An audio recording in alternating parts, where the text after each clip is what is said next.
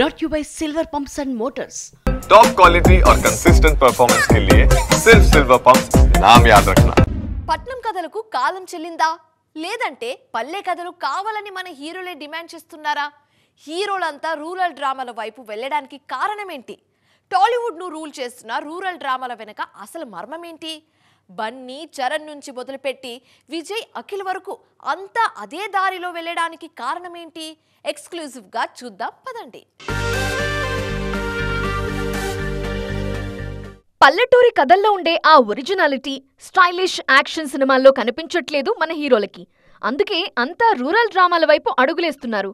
కావాలంటే చూడండి, భైరవన్ సినిమాని బెల్లంకొండ శ్రీనివాస్ ముచ్చటపడి మరీ చేశారు. తనకు మాస్ ఆడియన్స్ కి రీచ్ అవ్వాలంటే దిగిపోయి నటించాలి అని ఈ కథ ఎంచుకున్నట్లు తెలిపారు బెల్లంకొండ. ఈ మధ్య వచ్చిన తండేల్, పుష్ప లాంటి సినిమాలైనా, సెట్స్ పై ఉన్న రామ్ చరణ్, విజయ్ దేవరకొండ, అఖిల్ లాంటి హీరోల సినిమాలైనా అన్నీ రూరల్ డ్రామాలే.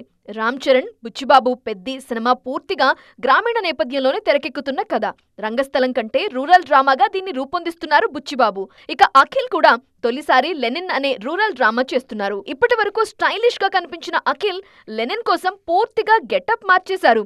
అల్లు అర్జున్, అట్లీ సినిమా కూడా సైన్స్ ఫిక్షన్ తో పాటు రూరల్ బ్యాక్ డ్రాప్ లో ఉంటుందని తెలుస్తోంది. మెర్సల్, విజిల్ లాంటి సినిమాల్లో ఆ రూరల్ టచ్ బాగా చూపించారు అట్లీ.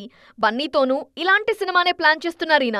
అలానే చిరంజీవి, విశ్వంభర, అనిల్ రావిపూడి సినిమాలు పల్లెటూరి కథలే. జూనియర్ ఎన్టీఆర్, దేవర పూర్తిగా రూరల్ డ్రామానే. Prashanth Neel, Dragon, War 2 stylish సినిమాలైన దేవరా 2తో మరోసారి రూరల్ బ్యాక్ డ్రాప్ లోనే రానున్నారు Tarak. Vijay Deverakonda, Ravikiran Kola, Rowdy Janardhan out and out rural drama. Chiranjeevi, Srikanth Odela movie సైతం కంప్లీట్ గ్రామీణ నేపథ్యంలోనే రానుంది. మొత్తానికి రూరల్ డ్రామాలే టాలీవుడ్ ని రూల్ చేస్తున్నాయి ఇప్పుడు.